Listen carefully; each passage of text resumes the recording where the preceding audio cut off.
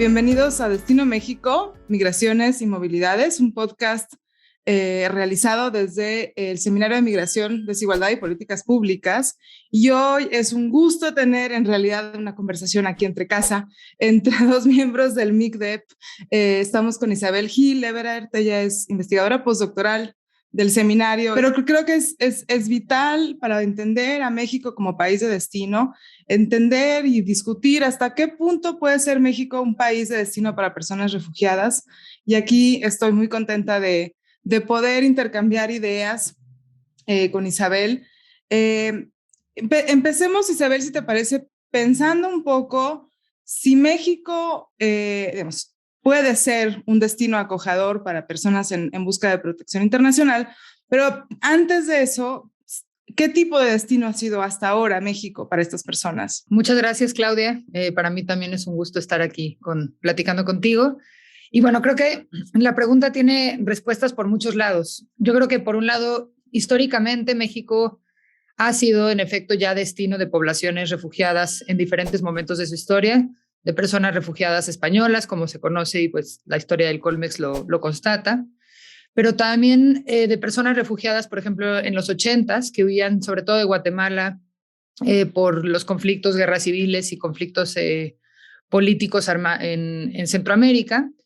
Y entonces, históricamente, pues esa fue la primera, digamos, ola o gran ola de personas refugiadas en México. Y después México pasó, yo creo que en el imaginario, en las políticas y en los discursos, a ser un país expulsor. Y se pensó como tal por mucho, mucho tiempo.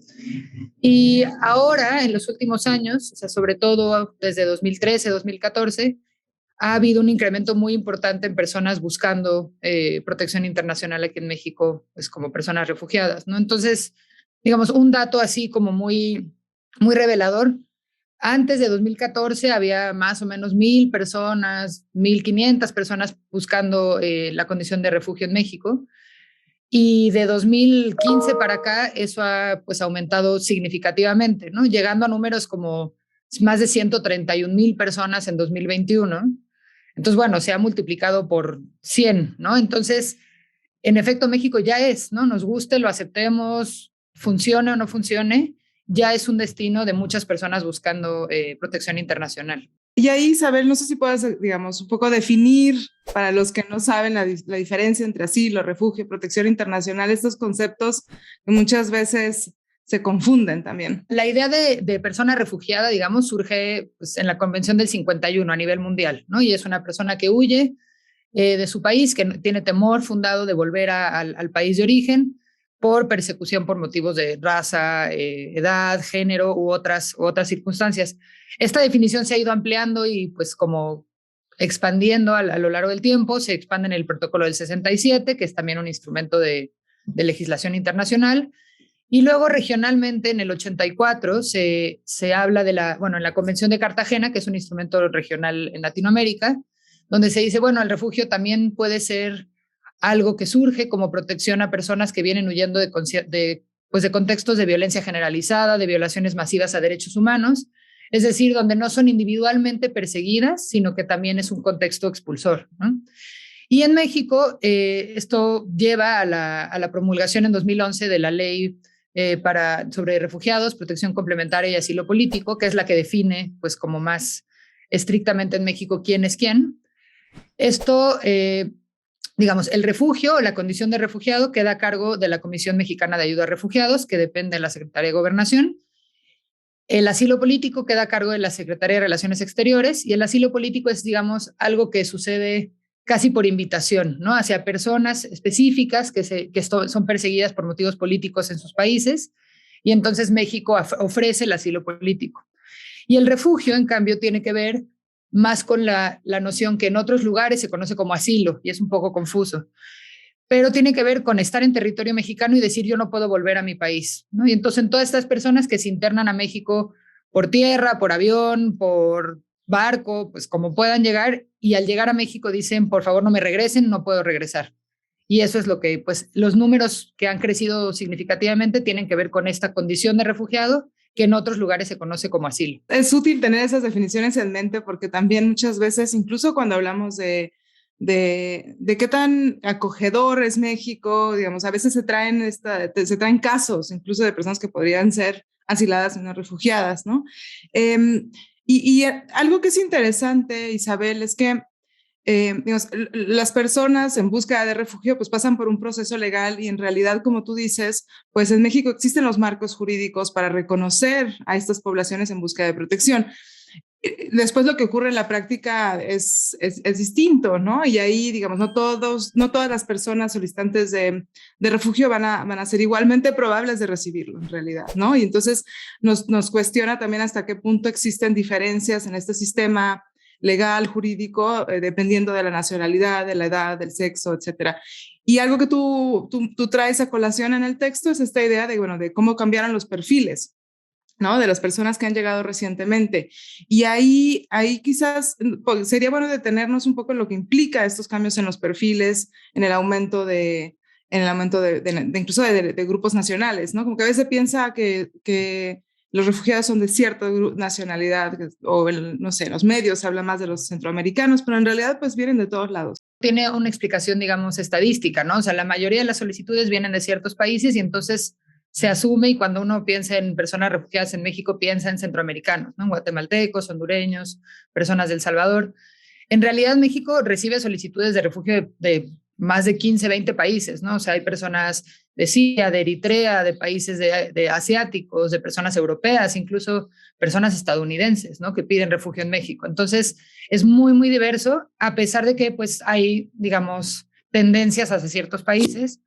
Una de las cosas que ha cambiado mucho, sobre todo de 2 años para acá, es que personas haitianas se volvieron como la nacionalidad más, pues más numerosa en estas solicitudes de asilo, ¿no? Ya desplazando a hondureñas, a personas incluso venezolanas, ¿no? Que en algún momento también fueron un grupo pues muy, muy grande. Y ahora las personas haitianas pues se han convertido en un grupo, en el grupo tal vez mayoritario hasta ahora, en 2011 y 2021 y 2022. Entonces, bueno, ahí hay un cambio. También hay un cambio en la composición. Hay cada vez más mujeres, niños, niñas y adolescentes. Eh, que eso pues también es una conexión con los flujos migratorios en general. Y ¿qué otro cambio ha habido como significativo? Bueno, y personas, por ejemplo, de Sudamérica, personas chilenas y brasileñas, que muchas en realidad son hijos e hijas de haitianos que estuvieron muchos años en Brasil o en Chile, ¿no? Y entonces eso pues da complejidades distintas pues a la atención, a la garantía del derecho a la protección internacional y pues también a lo que viene después, ¿no? Que es cómo acoger y integrar a estas poblaciones. Y en el cómo acoger y cómo integrar a estas poblaciones creo que digamos, está la clave y en realidad este es el centro de la discusión de este podcast, ¿no? De tratar de entender en realidad cómo podemos integrar y acoger a las poblaciones en situación de migración o movilidad, que pueden ser extranjeras o que pueden ser incluso mexicanas. Isa, ¿por qué no hablamos un poco de algo que tú has estudiado ya por muchos años? Y es esta idea del atrapamiento que existe, digamos, del vivir el mientras tanto. Y creo que es importante que nos expliques a todos lo que tú encuentras en tus investigaciones, porque muchas veces creo que cuando hablamos de México como país de destino, se piensa que los migrantes en tránsito o los migrantes que están en busca de protección internacional en Estados Unidos, aunque estén en México, pensemos por ejemplo en el programa de MPP, pues digamos, no van a necesitar crear un destino en México, no van a necesitar crear un hogar, aunque sea temporal aquí. Y creo que justo tus resultados muestran que, bueno, que México necesita ser un país de destino para estas poblaciones también, ¿no? Entonces la gran duda es, bueno, ¿cómo ser un país acogedor? Pero un poco si puedes hablar en esta idea de hasta qué punto México puede ser país de destino para la población en tránsito. Lo hemos tratado ya en otras discusiones, pero enfocándonos sobre todo en la población refugiada y que busca de asilo. Bueno, sí, creo que como que una de las primeras cosas y que es algo que yo pues suelo como decir es, para ser país de destino primero hay que asumirse como tal, ¿no? Y México no se ha asumido como tal en términos de protección internacional al nivel al que necesitaría, ¿no? O sea, asumirse como tal en términos de política, pero también de narrativa y también como ciudadanas y ciudadanos mexicanos, como asumir pues que México es un país al que llegan estas personas y que se van a quedar más o menos tiempo, ¿no? Y por otro lado, pues entender la noción de destino como que el destino puede ser elegido o impuesto, el destino puede ser temporal o permanente, ¿no? Y entonces lo que pasa con las poblaciones en búsqueda de protección es que están, digamos, quienes llegan a México con la intención de quedarse y de que México sea quien les otorga refugio, y esas personas pues buscan quedarse de manera, pues digo, tan permanente como uno se puede imaginar, ¿no? Y entonces, ante eso, pues hay que pensar, bueno, está el procedimiento, está el reconocimiento, están los trámites migratorios y burocráticos, pero también están cosas como poder abrir una cuenta de banco, poder insertarse laboralmente, poder inscribir a tus hijos e hijas a la escuela. Y esto pues que es como la integración, pues en términos de lo que desde la literatura de refugio y protección internacional se llama soluciones duraderas, ¿no? Que es no quedarte en este limbo de ser refugiada, sino insertarte en una sociedad de destino. Pero por otro lado está, y creo que es el tema como más, pues más complicado en todo, o sea, desde académica hasta políticamente, que es quienes están en México porque no tienen de otra, ¿no? Que están atrapadas, atrapados, y pueden ser personas que buscan llegar a Estados Unidos y solicitar asilo ahí, y que con las restricciones en Estados Unidos sus trayectorias se ven como interrumpidas y estas personas están desde días hasta años, ¿no? Esperando esto. Hay una estadística, por ejemplo, que las solicitudes de asilo en Estados Unidos, la espera es de más o menos 5 años, ¿no? Entonces no es cualquier cosa y cuando además esos 5 años se esperan desde México porque la frontera está cerrada para solicitar asilo en Estados Unidos, entonces me parece que es difícil pensar que esas personas están en tránsito, ¿no?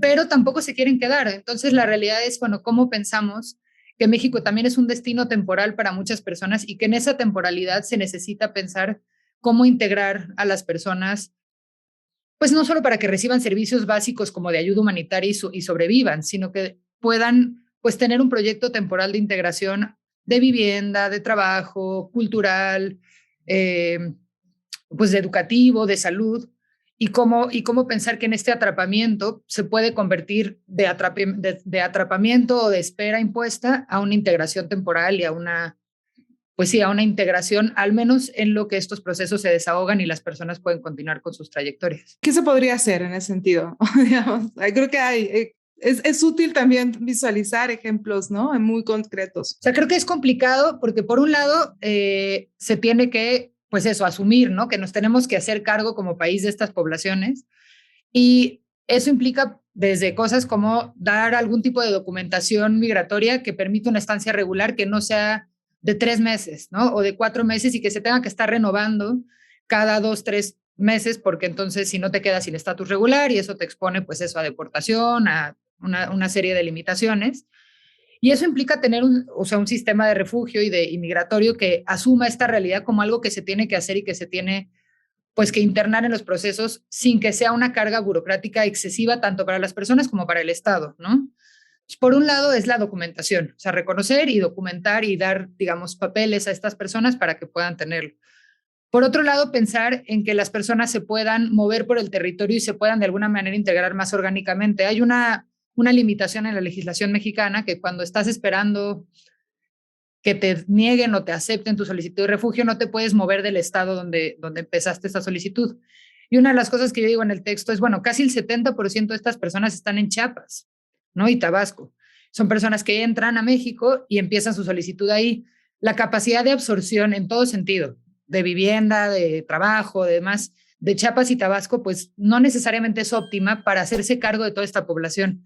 Entonces, el pensar que esta población se pueda mover y busque dónde puede tener familiares, redes, trabajo, acceso a educación, donde hay más vivienda y donde hay más oportunidades, creo que sería un primer paso. Y la otra es facilitar pues trámites tan sencillos como poder inscribir a tus hijos a una escuela, ¿no? O sea, tienen derecho las niñas y niños migrantes, independientemente de y refugiadas, digamos, independientemente de su estatus migratorio, tienen derecho a educación.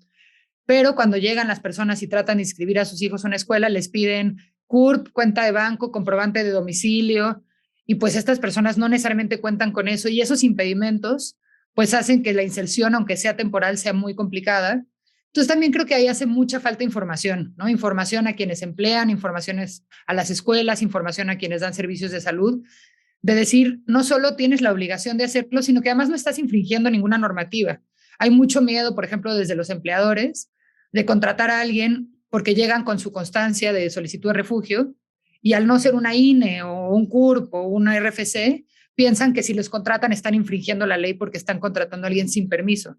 Y la realidad es que eso no es el caso, ¿no? Pero no, la gente no sabe. O sea, hace falta información, hace falta acelerar procedimientos burocráticos y yo creo que también hace falta pensar que, no sé, si hay 131,000 personas o 200,000 personas en un país de 120 millones, no es tan difícil pensar que esas personas se pueden insertar de una manera más digna, ¿no? Si esas 131,000 están en Chiapas, pues la cosa se complica un poquito más. Ahí es muy, muy, muy importante resaltar eso, ¿no? La noción de las cifras, de los números, digamos, de la distribución territorial, de que somos un país grande, de 126 millones, como dices, y que hay otros casos internacionales, por ejemplo, pensemos en Canadá, ¿no? De menos de 40 millones que recibe alrededor de 400,000 nuevos inmigrantes considerando la población refugiada, casos como Colombia, casos como Perú, que recibieron en momentos también grandes números de población venezolana. Y en realidad, cuando uno ve los números para México, somos un país grande, ¿no? Y claro, como tú dices, si están en Chiapas, si están en Tabasco concentrados, pues son estados con muchas dificultades, ¿no? Económicas. Y a mí me llama mucho la atención y quizás sí sería bueno reflexionar un poco en esta diferencia entre fronteras, porque creo que cuando se piensa en dónde se encuentran estas poblaciones, hay mucha más atención a lo que ocurre en ciudades como Tijuana, ciudades fronterizas, bueno, como Ciudad Juárez y otras, ¿no? Donde sí hay una población importante en espera, ¿no? Como tú dices, en búsqueda de protección, pero que muchas veces incluso en las noticias nos olvidamos que la gran mayoría se encuentra en los estados del sur. Eso tiene que ver con como la diferencia entre estas dos poblaciones. Yo creo que de las personas que quieren quedarse en México o que solicitan refugio en México, la mayoría están en los estados del sur, ¿no? Las que solicitan, quienes ya tuvieron la condición de refugiada, pues ya no sabemos dónde están, ¿no? Bueno, se podrá saber, pues, pero ya están más dispersas. Pero de estas personas esperando su solicitud están en los estados del sur. En el norte lo que se concentra son muchas personas mexicanas y de otras nacionalidades que quieran entrar a Estados Unidos y solicitar en Estados Unidos. Entonces, el norte también tiene una concentración importante, pero esas son las personas a las que hay que buscar como una integración temporal y una atención temporal, no necesariamente algo permanente, a menos que cambien de opinión, ¿no? Pero sí, como que la atención está puesta siempre en la frontera norte, ¿no? Y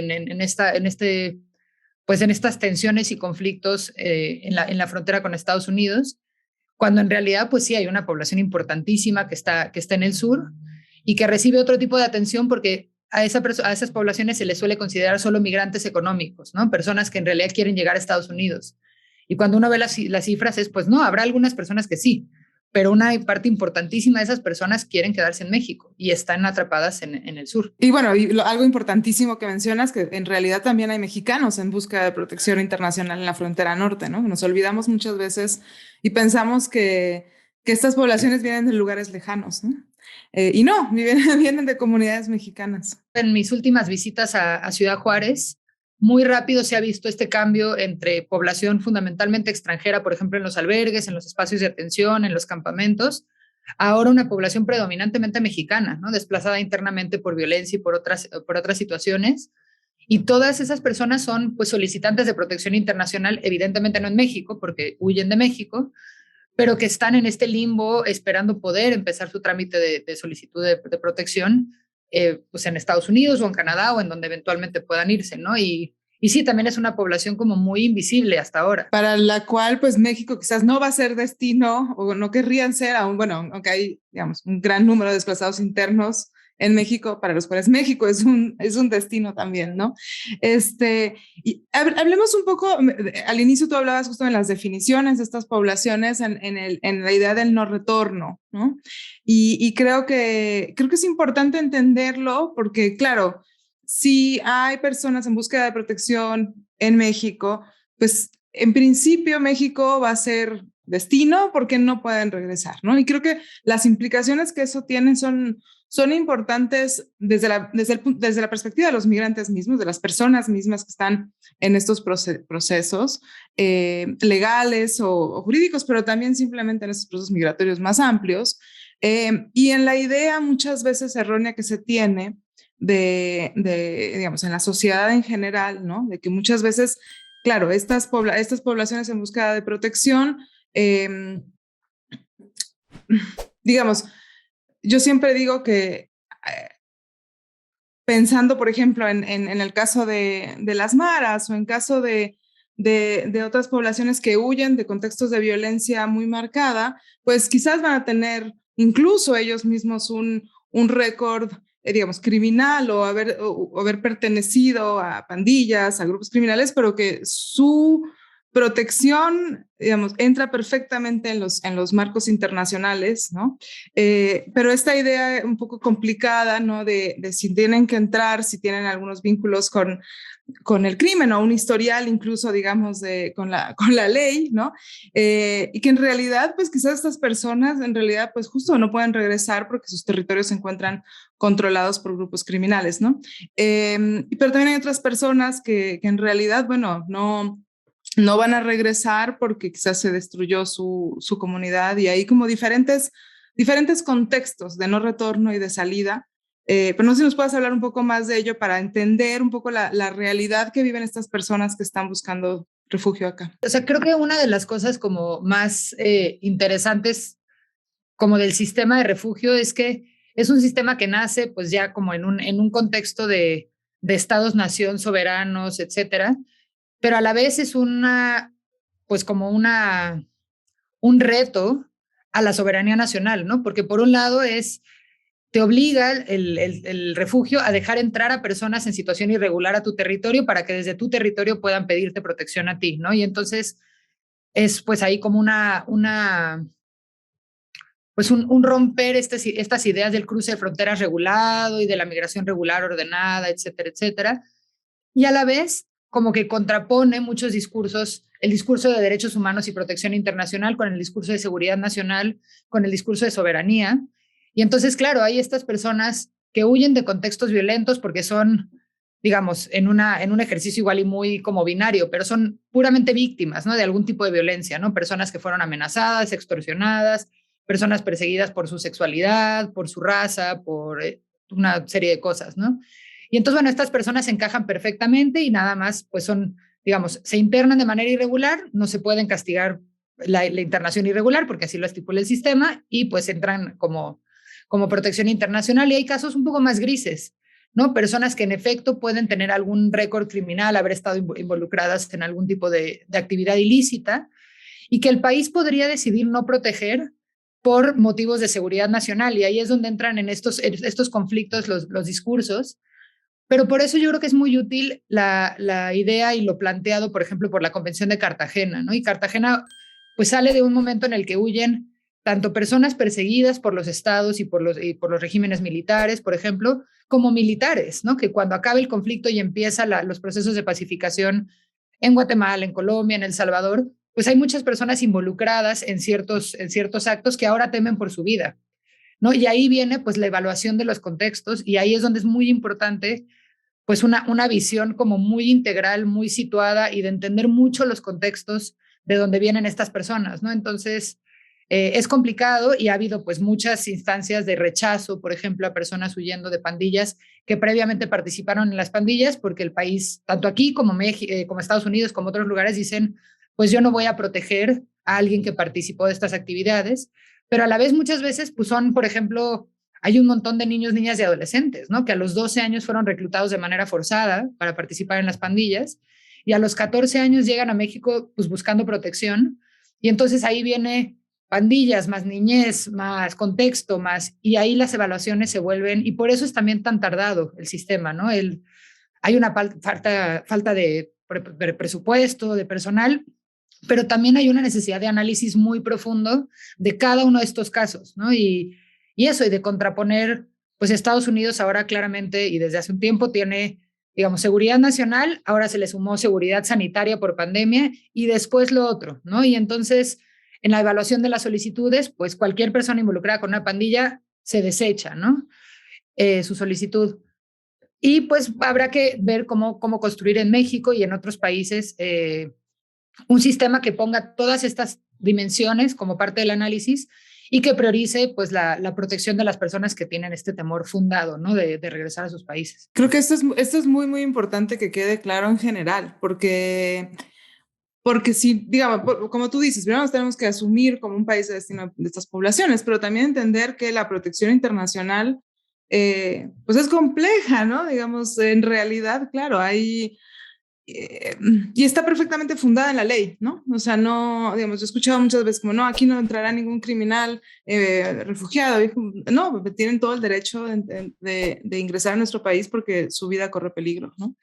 Eh, Isabel, tú hablas del fortalecimiento que necesita este sistema de refugio y, digamos, ya hemos hablado muchas veces en el seminario y en otros contextos del poco presupuesto que tiene la Comar, por ejemplo, aunque haya aumentado en años recientes, pero más allá del dinero, de los recursos, ¿qué se necesitaría para fortalecer este sistema de refugio? Mira, creo que hay varias cosas y creo que, o sea, es bueno reconocer que ha habido algunos cambios en años recientes.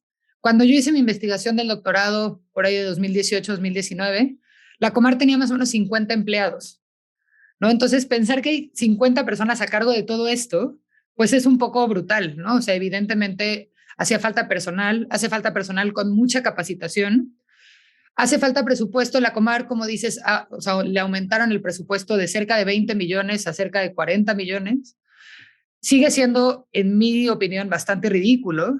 Y ahora, por ejemplo, en el presupuesto de egresos de la Federación de 2022, el aumento es menor a la inflación. Entonces, de facto, va a recibir menos dinero la Comar, ¿no?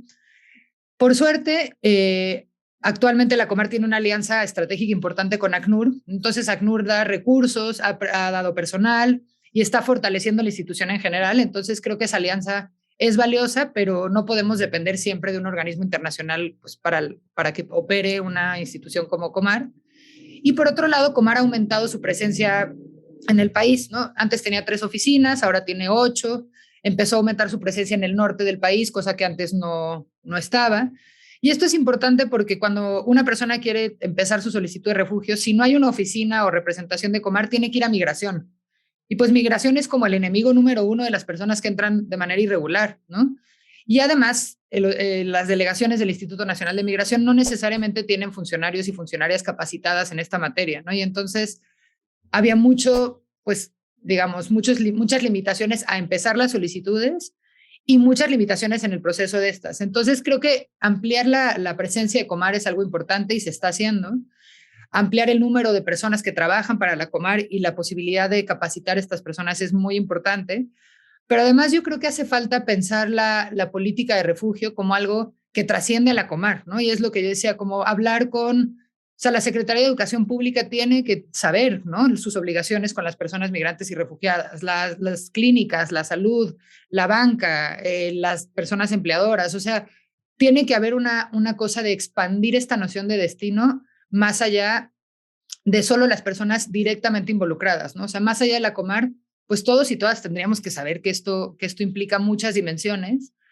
Entonces creo que falta ese fortalecimiento, digamos, de la Comar como institución, de otras instituciones de las que depende también la estancia de las personas, pero además de la sociedad en general, ¿no? De asumirse como, bueno, de asumirnos como pues sí, o sea, si yo tengo una escuela, si yo tengo unos abarrotes, si yo tengo, no sé, si yo rento casa, un departamento en algún lado, saber que pues yo le puedo, o sea, que yo tengo la obligación, digamos, de tratar a estas personas sin discriminación y pues que hay toda una serie de mecanismos que hay que implementar que no sabemos, ¿no? Entonces creo que es una cosa por eso decía que hay que asumirse desde el gobierno y desde la política y desde el presupuesto, pero también desde la sociedad en general, como cambiar la narrativa. Y ahí creo que es muy importante entender, por un lado, la coordinación interinstitucional, ¿no? Los diferentes niveles de gobierno, municipal, estatal, nacional, pero también como dices que en realidad, pues un poco la sociedad en su conjunto necesita estar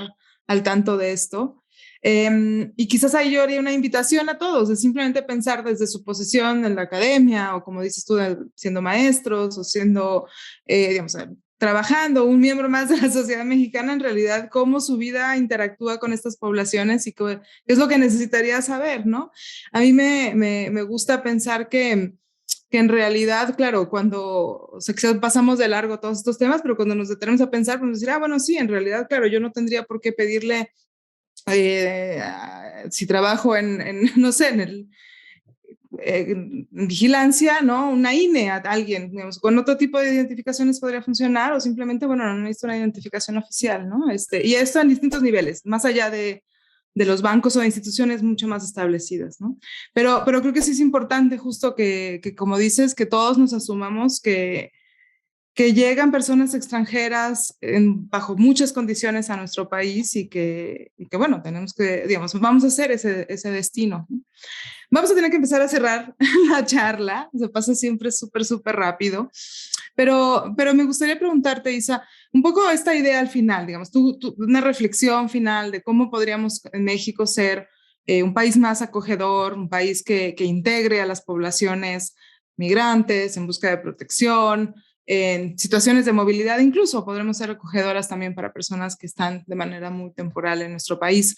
Digamos, ¿qué podríamos hacer? ¿Qué necesitaríamos como nación o como sociedad, como país, pero también desde una perspectiva más individual quizás, ¿no? De cómo poder acoger mejor, integrar mejor a estas poblaciones. Pues creo que como lo hemos platicado en otras ocasiones, hay cosas como importantes, como empezar a dejar de pensar, por ejemplo, en crisis, ¿no? Y en algo que nos asusta y que hay que solucionar para erradicar, pero también dejar como este discurso que a veces es muy cómodo de, ay, los mexicanos somos muy buena onda y somos bien hospitalarios, y dejar de pensar esto como un asunto de caridad y buena onda y pensarlo como un asunto de derechos, ¿no? Y decir, bueno, además de ser buena onda, tengo la obligación de, ¿no?